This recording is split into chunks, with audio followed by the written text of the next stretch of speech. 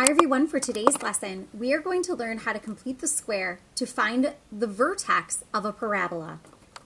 Our learning objectives for today is for you to be able to say, I can convert a quadratic function from standard form to vertex form by completing the square.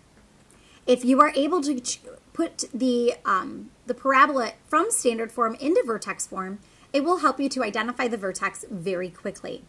So if you remember, standard form of a quadratic function is y equals ax squared plus bx plus c. And the vertex form of a quadratic is y equals a times x minus h squared plus k. So as you can see here, we go from having no parentheses to a parenthesis squared. That parenthesis squared is a perfect square trinomial at one point in time. If we were to expand this out, this parenthesis squared, x minus h squared, would be a perfect square trinomial. So what we want to do is we want to write a quadratic function in vertex form. And the way that you do that is you complete the square. It's a different way of completing the square. The process is the same, but it's going to be a little bit different because we now have a y value. And we'll have to make sure that we remember to isolate our y value for our final answer. Now, some things that I want you to remember about completing the square is how to find our new c value, because we're going to have to come up with the new c value. Our new c value, remember, is our b value cut in half and squared. And so that's something that we are going to be working with. So our directions say write the quadratic function in vertex form by completing the square, and then identify the vertex. So just like I did before in the last lesson of solving using completing the square, and I had like special blanks and I had lots of different steps that I wanted you to do exactly the way that I showed it, same exact thing is going to happen in this lesson.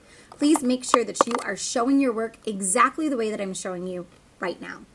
So the first thing that we need is we need one side of our equation to be that bx, x squared plus bx. So that means that we need to come up with a new c value. So the very first thing that we are going to do is we are going to subtract 22 on both sides. When we do that, I want you to write your answer as y minus 22 plus space for a new c. And then that's going to equal x squared minus 10x plus space for a new c value. The c value of 22 doesn't work for us. It is a part of our equation, but we're going to adjust it in a way so that we end up with one side of our equation having being a perfect square trinomial. So my c value is going to be equal to my b value, which is negative 10, cut in half and squared. This is negative 5 squared, which is 25. So I'm going to add 25 to this side of the equation, and I'm going to add 25 to the other side of the equation. And now what I have is I have a perfect square trinomial on one side, and I have like terms on the other. So what I'm going to do is I'm going to combine my like terms. Negative 22 plus 25 is 3. So I'm going to write y plus 3 equals parenthesis of x minus 5 squared. And it's minus 5 because it's the square root of 25, and it's the sign of b. Now, I have to make sure that I remember to isolate my y value in my final answer because we are rewriting an equation from one form to the other form. So that means I need to subtract 3 on both sides. When I do that, I end up with y is equal to x minus 5 squared minus 3. This is in, my equation is in vertex form. My a value started off being 1. It is 1, so that is consistent because we know that when we were learning about our different forms, we know that the a value has to remain the same. But now it is in vertex form. Cool. So now I need to identify what the vertex is. And the vertex, remember, is your hk value. Our vertex is going to be the opposite of what we see on the inside, which is 5, and exactly what we see on the outside, which is negative 3.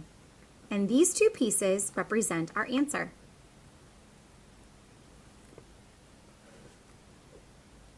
Let's go ahead and look at example number 2.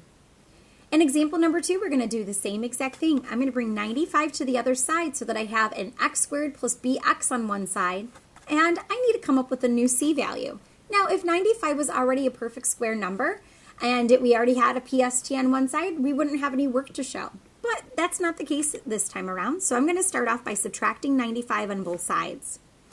I'm going to write y minus 95 plus space for a new c value is equal to x squared plus 18x plus space for a new c value.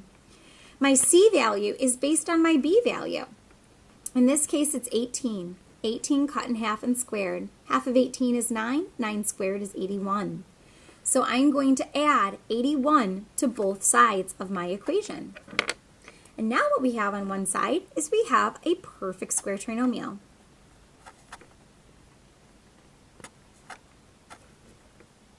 On the other side, we'll need to make sure that we combine our like terms. So negative 95 plus 81, that is equal to 14. So y minus 14 is equal to x plus 9 squared. Now I'm going to bring 14 to the other side because I need to rewrite this in Vertex form. So I'm going to add 14 to the other side.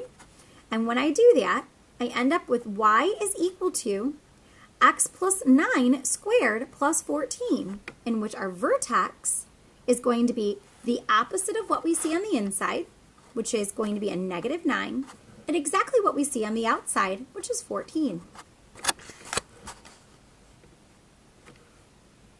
Cool. So here are my answers. Here's my vertex form, and here is my vertex. Now here's the thing. I know that there exists many ways to solve these problems.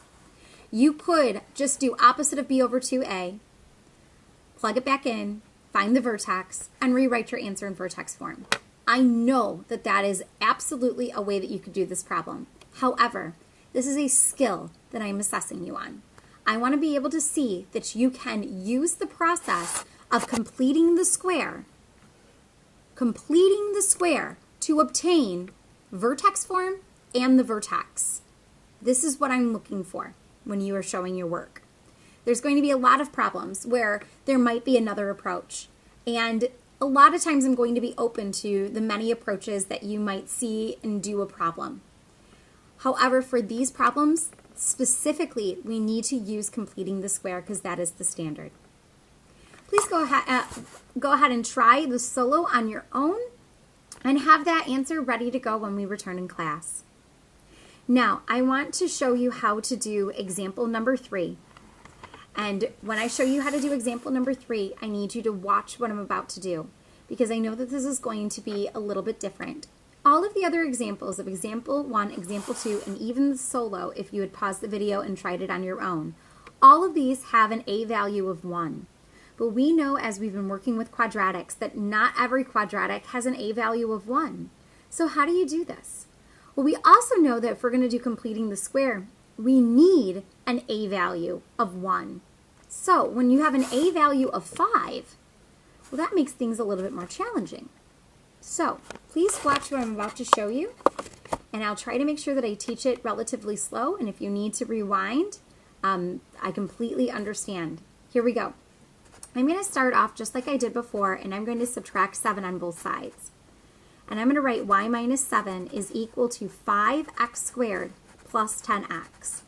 Now, just like I said to you guys before, whenever you do completing the square, your a value needs to be a positive, your a value needs to be a positive 1.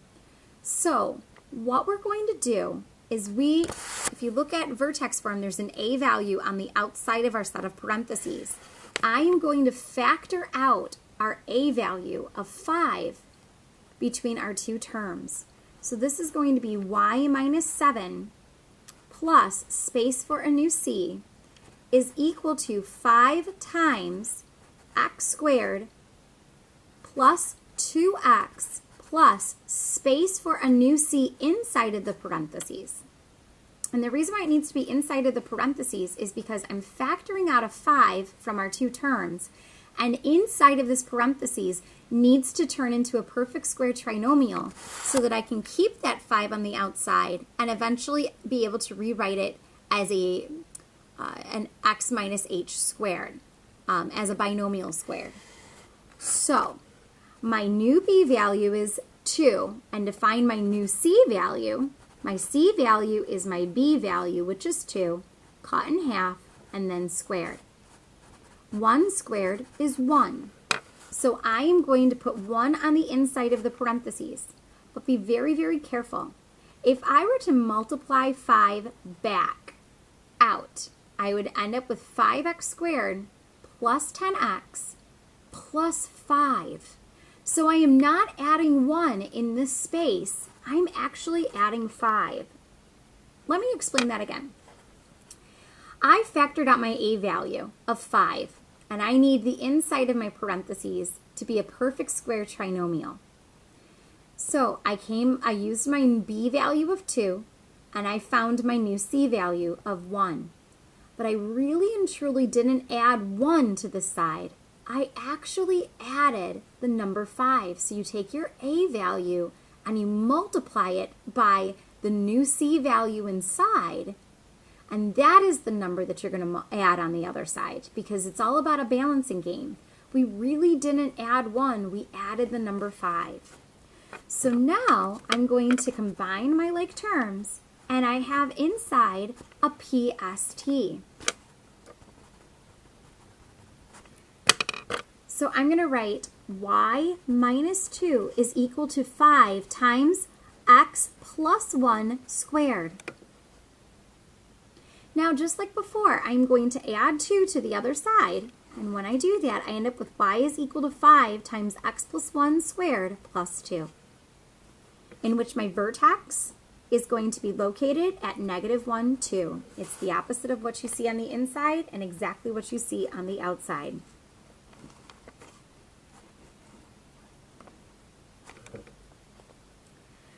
All right, one more example, and that is working with context. It says the height y in feet of a ball that was thrown up in the air from the roof of a building after t seconds is given by the function y equals -16t squared plus 64t plus 50. The question is asking you to rewrite the function in vertex form and then identify the maximum height of the ball. And remember that your maximum and minimum values, they come from the y part of the vertex. So we need to identify what that value is. So step 1, we're going to go ahead and rewrite this equation in vertex form. So I have y equals -16t squared plus 64t plus 50. So just like I did before, this a value is not 1, it's a -16. So there's going to be some factoring that I'm going to do in this problem. To start it off, I'm going to subtract 50 on both sides, and I end up with y minus 50 is equal to -16t squared plus 64t. Now I need to factor -16 out of both of these terms so that it becomes my a value on the outside of a set of parentheses.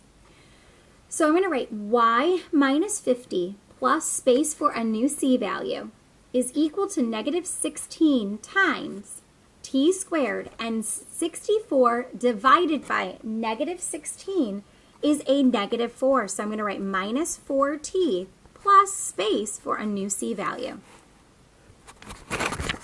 So my c value is going to be equal to my b value, which is -4, cut in half and squared.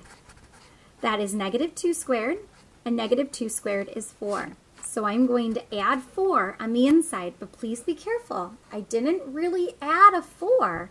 Instead, I added a -16 times 4. -16 times 4 is -64. So I actually added a -64 to this side. If I were to FOIL everything back or distribute that -16 to each of the terms, I would go back to the very beginning, but what did I actually add? I added a -64, so this is a negative right there.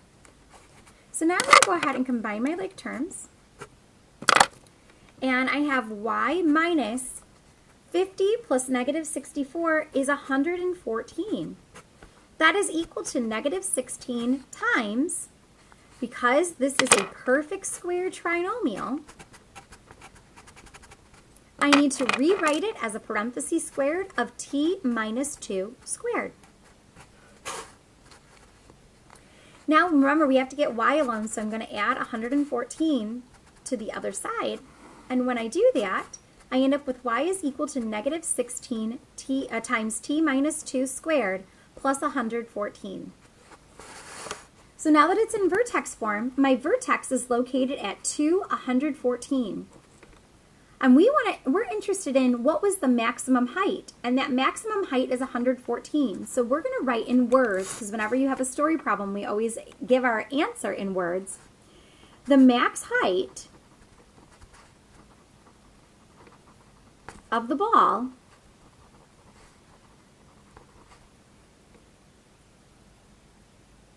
was 114 feet. If we wanted to do extra analysis, we would say that after 2 seconds, because t would be in seconds, after 2 seconds it reached its maximum height of 114 feet. The remaining question is a pair question, and if you want to get started on it before class, that's perfectly fine. Otherwise, we will probably discuss this question when I see you next time. That is the end of today's lesson. If you have any questions over anything, please feel free to email me. Otherwise, I hope you have a wonderful day.